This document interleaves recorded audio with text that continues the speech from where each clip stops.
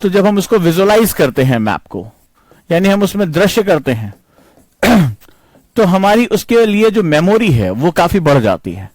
Memory का मतलब होता है कि अब उसके जो विजुअल आर्ट्स में हमारा जो दिमाग होता है, हमारा जो ब्रेन होता है, वो जनरली किसी भी चीज को पिक्चर के फॉर्म में समझता है, पिक्चर के फॉर्म में समझता है।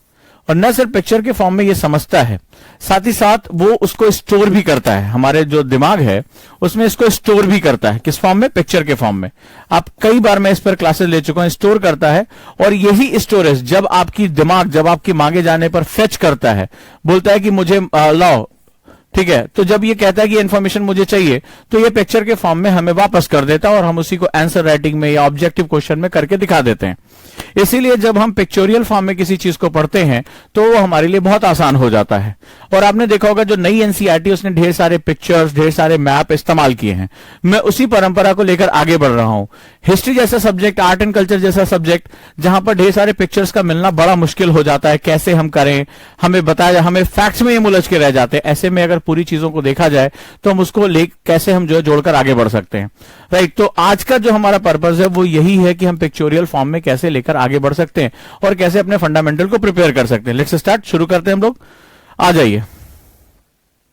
और आज हम सबसे पहले बात करने जा रहे हैं हड़प्पा कल्चर के बारे में। लिखो, हड़प्पन कल्चर। चलो, हड़प्पा सभ्यता के बारे में हम लोग जानते हैं। अच्छा, नोट्स भी मैं बहुत ही स्मार्ट तरीके से आपको दूंगा, थोड़ा सा लिखिए, थोड़ा सा समझिए और मेमोरी को इनहैंस करने की कोशिश करिए। हमारी क्लास का, ओजंकियंस की क्लास का एक नियम होता है, हम बाद में कुछ नहीं छोड़ते हैं। हम इस तरह से पढ़ते हैं कि क्लास में ही वो हमें रिवाइज हो जाए, क्लास में ही हमारे मेमोराइज हो जाए, और हम नए नए तरीके ढूंढते हैं। कई बार जिनको परंपरागत पढ़ने की आदत है उनको हमारे साथ बड़ी दिक्कत होती है, वो उलझते हैं कुछ देर तक, पता नहीं सर क्या बात करने जा रहे हैं, कैसे बात करने जा रहे हैं, तो उनको उलझन, क्योंकि बचपन से उनको ट्रेनिंग उसी तरह से हुई है। हिस्ट्री का मतलब फैक्ट्स होता है, हिस्ट्री मतलब ये आर्ट साइड वालों का सब्जेक्ट है।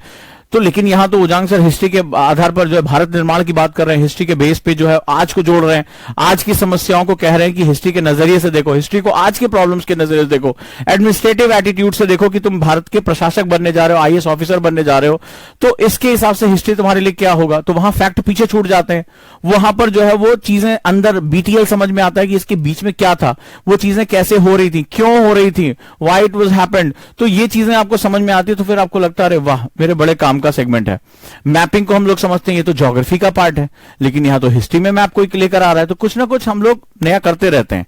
लेकिन इसका जो फायदा मिलता है वो ये होता है कि हमारी जो मेमोरी, अंडरस्टैंडिंग है वो कई गुना बढ़ जाती है। आगे चलते हैं, नेक्स्ट हम डील करते हैं। और सबसे पहले आज हम हड़प्पा कल्चर के बारे में, बहुत कुछ आप जानते होंगे, बहुत बेसिक्स आप जानते हो। लिखो, हड़प्पा सभ्यता। तो हम हिंदी इंग्लिश दोनों में काम करते हैं। हड़प्पा सभ्यता के बारे में बात करते हैं। तो अगर हम बात करें तो हड़प्पा सभ्यता दुनिया की सबसे प्राचीन सभ्यताओं में से एक थी। लिखना चाहो तो लिख लो, ठीक है। प्राचीन सभ्यता, LWMI क्या होता है? मेरी क्लास के नोट्स ऐसे बनते हैं, जो लोग बच्चे नए हैं वो जान लें। हम लोग इसी तरह तीर तलवारों के हिसाब से नोट्स बनाते हैं, क्योंकि ये पूरा हैंगिंग नोट्स होते हैं, इसको हुकिंग कहते हैं। एक पॉइंट दूसरे पॉइंट से जुड़ता चला जाता है और एक फ्लो तैयार हो जाता है। जैसे जैसे आप एक पेज देखोगे, एक पेज के अंदर ही आपको अपना सारा जो है वो सेगमेंट्स नजर आ जाता है। नेक्स्ट, चलिए हम लोग चलते हैं, आगे बढ़ते हैं और समझते हैं। तो अगर हम हड़प्पा सभ्यता लिखें तो इट लिखो, one of the oldest civilization, ठीक है, यह दुनिया की सबसे प्राचीन सभ्यताओं में से एक थी। तो ओल्डेस्ट में से अन्य कौन कौन सी इसके समकालीन थी? समकालीन मतलब इसके इक्वल और कौन सी? तो हम सिंबल्स का यूज करते हैं। तो LWMI की सबसे खास बात होती है वी यूज सिंबल्स। तो मुझे नहीं लिखना है, ये लंबी लंबी लाइनें नहीं लिखनी है, तो ये इसके जो है समकालीन, इसके जो है कंटेम्प्रोरी और कौन सी थी? तो कंटेम्प्रोरी सभ्यताओं में इजिप्ट, मिस्र की सभ्यता, मेसोपोटामिया, ठीक है, जो आगे चलकर इराक के क्षेत्र में डेवलप हुआ, मेसोपोटामिया की सभ्यता और चीन की सभ्यता, ये भी प्राचीन सभ्यताओं में, चाइना, ये इसके समकालीन सभ्यता थी, ठीक है, यानी इसके समकालीन सभ्यताओं में से एक थी। इजिप्ट, मिस्र, मेसोपोटामिया और चीन की सभ्यताएं। तो ये उन्हीं प्राचीन सभ्यताओं में से जहां मानव ने अपना बहुत विकास किया, इस सभ्यता को हम लोग जानते हैं, ठीक है। चलिए, इसका नाम हड़प्पा क्यों पड़ा? हड़प्पा बहुत ही एक कॉमन है, आपने कई बार पढ़ा भी होगा, आप में से कई लोग जानते होंगे, लेकिन आज हम उसको मैप से करके देखें, आज उसको विजुअलाइज करेंगे चीजें कहां हैं। तो हड़प्पा सभ्यता इसलिए कहा गया, 1826 में एक जगह हड़प्पा है, यहां पर जो इसके नाम पर इसका नाम हड़प्पा कल्चर पड़ा, ठीक है। 1826 में इसकी खोज की गई और इसी को इंडस वैली सिविलाइजेशन यानी सिंधु घाटी सभ्यता भी कहा गया। Also known as Harappa is also known as Indus valley civilization. अब ये हड़प्पा जो है बेसिकली जगह कहां है, ध्यान से देखो मैप पे। हड़प्पा जो है, दिस इज हड़प्पा, ये जो रावी और सतलज के बीच का क्षेत्र है, नदियों के बीच का क्षेत्र है, और ये एक बहुत ही फर्टाइल लैंड है, राइट। ये जो रावी का कोस्ट है, रावी नदी जो बह रही है, रावी के कोस्ट के किनारे हड़प्पा नाम की एक जगह थी। ये सबसे प्रोमिनेंट सिटी जो एक क्षेत्र था जहां से सबसे ज्यादा प्रॉस्पेरिटी दिखाई पड़ती है, और यहां पर डेवलपमेंट के जो साइन है वो कॉन्टिन्यूअस हमें दिखाई पड़ते हैं। यानी कि सभ्यता अचानक से तो ऐसे आबरा का डाबरा करके आती नहीं है। सभ्यता का मतलब होता है जहां पीढ़ी दर पीढ़ी वो जो कस्टम्स हैं, वो जो कल्चर है, वो प्रॉस्परस होता जाता है या ट्रांसफर होता चला जाता है। यानी कि ये जो सेगमेंट्स है रावी और सतलज, इन्हीं के आसपास के जो क्षेत्र था, यहां पर ही हड़प्पा नाम की एक जगह वहां पर है, इस कल्चर को जो है वो इसका उत्पत्ति हुई, हड़प्पा, रावी रिवर एंड सतलज। अब सवाल है कि इसको इंडस वैली सिविलाइजेशन क्यों कहा गया, वाई? क्योंकि नदियों का ये जो पूरी सिंधु और उसकी सहायक नदियां, इंडस और उसकी जो ट्रिब्यूटरीज थी, जिसमें झेलम, चेनाब, रावी, सतलज और आगे चलकर सरस्वती नदी, जब आगे चलकर जो है वो आर्य आते हैं तो इसको क्या बोलते हैं, इसको सप्त सैंधव प्रदेश कहते हैं। तो बेसिकली ये इनके द्वारा जो है वो फर्टाइल लैंड थी। अब यहां पर थोड़ा सा ज्योग्राफी जोड़ते हैं कि यहीं पर क्यों, क्योंकि ये जो एरिया आप देख रहे हैं, जो आज हमारा जो पीओके का रीजन है, जो अफगानिस्तान का रीजन है, ये बेसिकली एलिवेटेड लैंड है, ये बहुत ऊंचा है, और यहां जो ये सेगमेंट्स है वो बेसिकली ट्रांस हिमालयन रीजन है। ठीक है, अब समझते जाओ कि मैं क्या तुम्हें समझाने की कोशिश कर रहा हूं। हिस्ट्री और ज्योग्राफी कभी अलग नहीं हो सकती, ज्योग्राफी और कल्चर कभी अलग नहीं हो सकता, कल्चर और सोसाइटी अलग नहीं हो सकती, सोसाइटी और इकोनॉमी कभी अलग नहीं हो सकता। यही होता है इंटरडिसिप्लिनरी अप्रोच। क्या मैंने सिखाया कि कभी भी याद रखिएगा, हिस्ट्री, आपको लगता है ये एक सब्जेक्ट है, उजांग सर हिस्ट्री पढ़ा रहे हैं, हिस्ट्री कभी ज्योग्राफी से अलग नहीं हो सकती।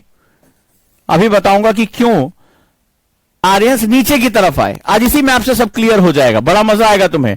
ज्योग्राफी कभी कल्चर, ज्योग्राफी पे ही कल्चर डिपेंडेंट होता है, ज्योग्राफी जैसा ज्योग्राफी वैसी कल्चर।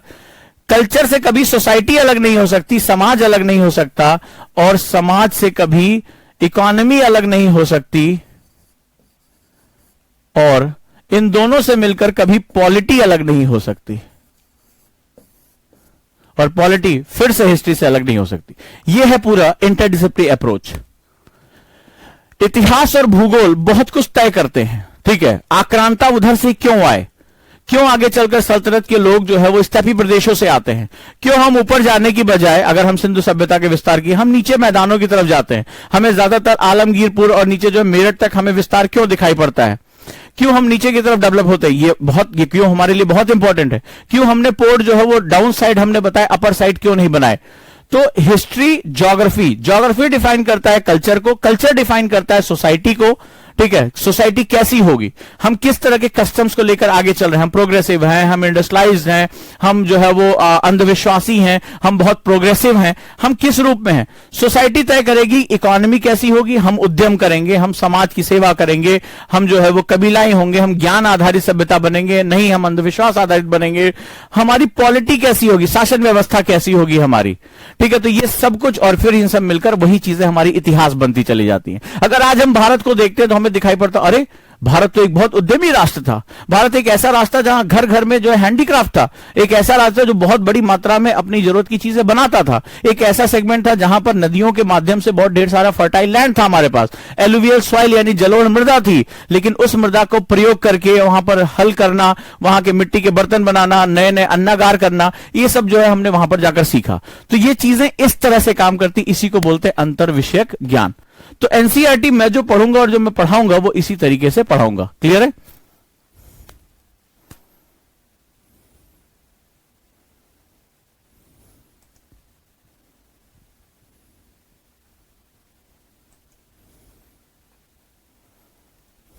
चलिए,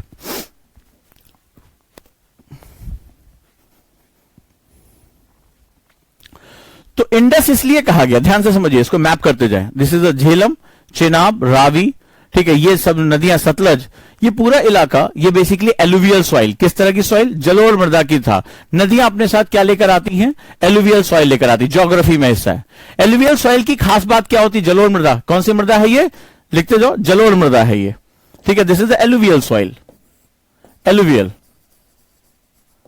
अच्छा, दुनिया की जितनी भी प्राचीन सभ्यताएं हैं उसमें ज्यादातर वो नदियों के किनारे यानी रिवर कोस्ट पे रही है, क्योंकि हमारे लिए जो सबसे इंपॉर्टेंट सेगमेंट रहा है, मेरा कोई स्टूडेंट जो एनसीईआरटी का होगा वो जानता होगा मैं क्या बात उससे पूछने जा रहा हूं, लॉजिक पूछने जा रहा हूं कि नदियों के किनारे ही क्यों एलुवियल सॉइल की उन्हें जरूरत क्यों पड़ी। एलुवियल सॉइल की खास बात होती है कि एवरी ईयर नदियां अपने साथ ढेर सारा बाढ़ का मिट्टी लेकर आती हैं और वो रिन्यू हो जाती है, ठीक है, ये रिन्यू हो जाती है, इसका पुनर्निर्माण हो जाता है, इसकी फर्टिलिटी यानी उपजाऊपन लगातार बना रहता है, मिट्टी में पानी सोखा जाता है और वाटर लेवल यहां पर हमेशा मेंटेन रहता है, यानी पीने का पानी। और एलुवियल सॉइल का क्या इंपॉर्टेंस है, कोई मुझे मेरा स्टूडेंट बताएगा अगर मुझे सुन रहा है?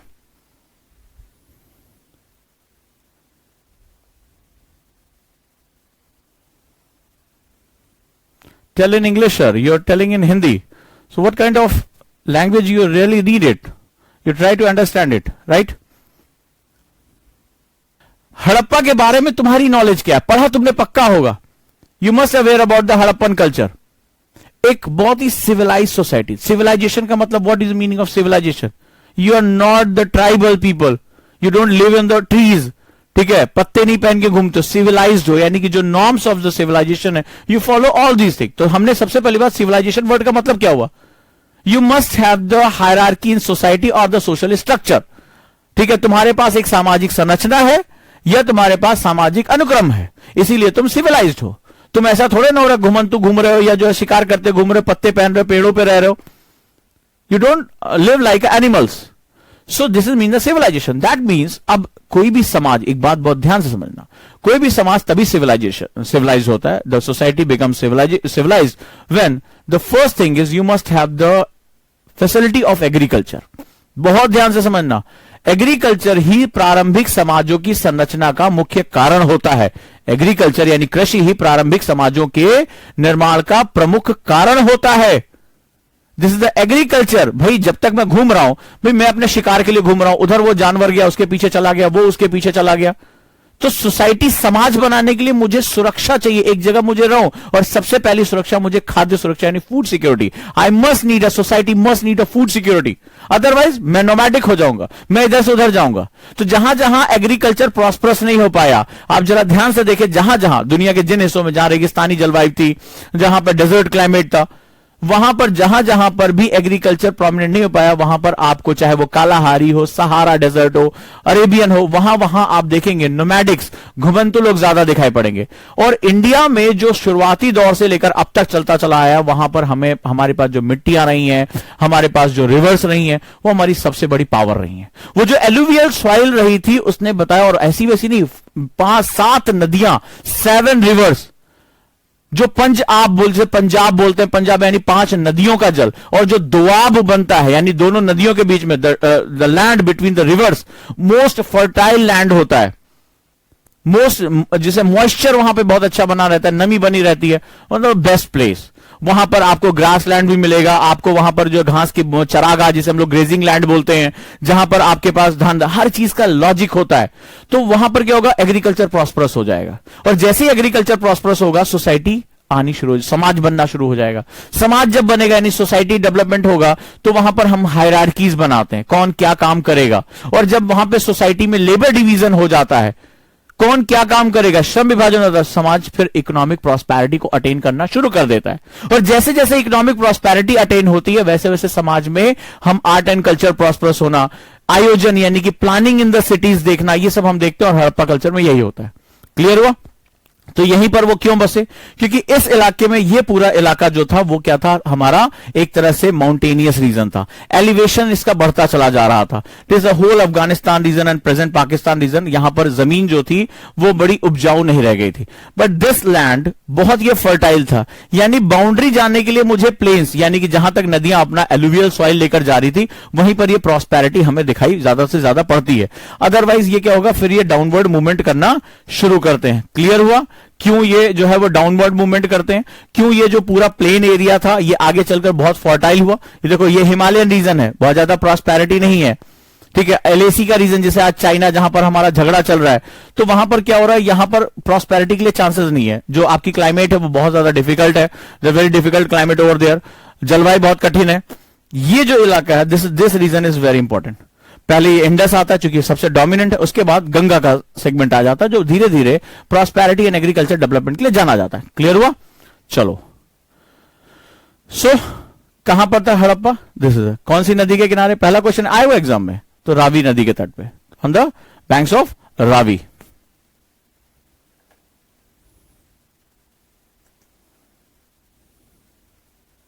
On the banks of Ravi. चलिए नेक्स्ट आ जाते हैं।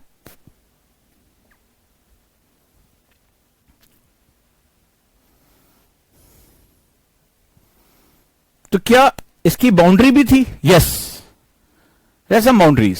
ठीक है, ऑब्वियस सी बात है, जो नॉर्दर्न बाउंड्री थी that is defined by the Himalaya and Hindu Kush, जो ये आपका एलिवेशन था, ऊंचाई जो थी ये इसकी नॉर्दर्न बाउंड्री यानी उत्तरी सीमा तय करती थी। ठीक है, तो इंडस वैली में अब हमें समझ में आया इंडस वैली में इसका एक्सपेंशन था, क्योंकि हमें हमारी जो बेसिक हम कहां सेटल करेंगे? जहां हमारे पास सॉइल होगा, क्योंकि soil is the base of agriculture. कृषि का आधार मिट्टी होती है। ठीक है, तो उपजाऊ मिट्टी कृषि के लिए बेहतर होगी। Agriculture is the base of society, तो मैंने क्या बताया?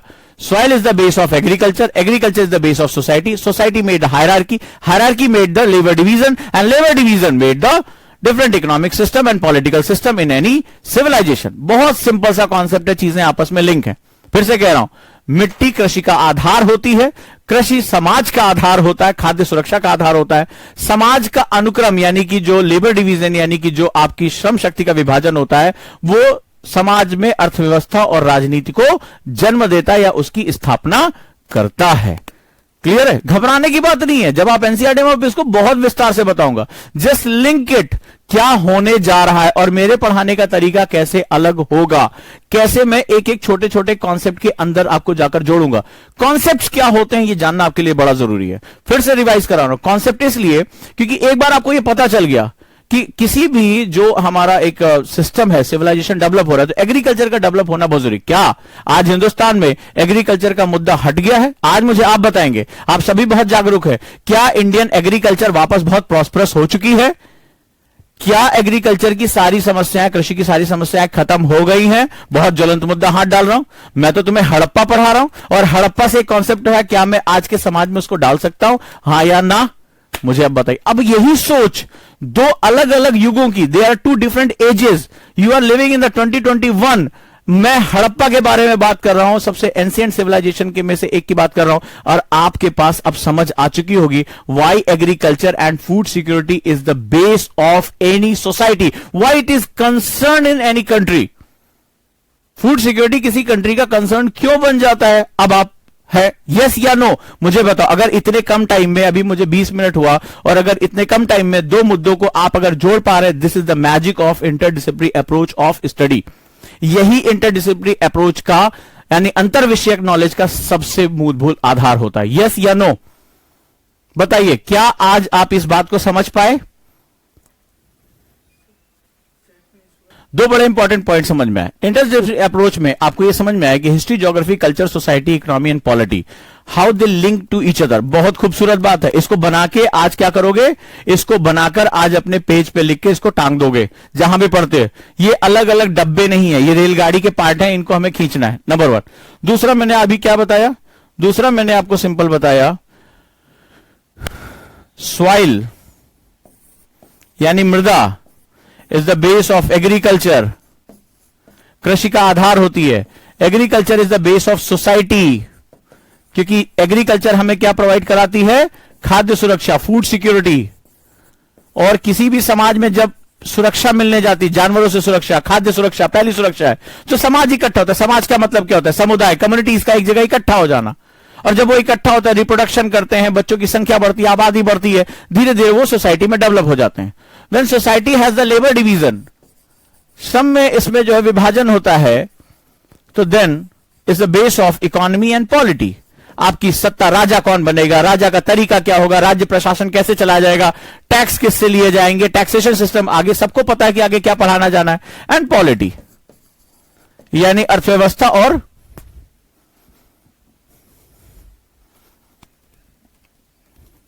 राज्य व्यवस्था दोनों का आधार होती है। तो आपको समझ में आया कि वाई दे चूजन द सप्त सैंधव प्रदेश, इसको जो है वैदिक काल में इसको सप्त सैंधव कहा जाएगा।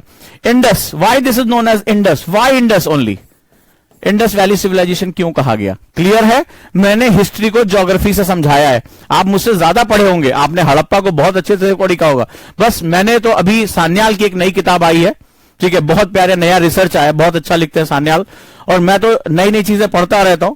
तो उन्होंने भारत के इतिहास को नदियों के आधार पर लिखा है, बड़ा मजा आता है उसमें पढ़ने में, भूगोल के बेस पर इतिहास को लिखा गया है। यह होता है जोड़ने का तरीका। क्लियर है?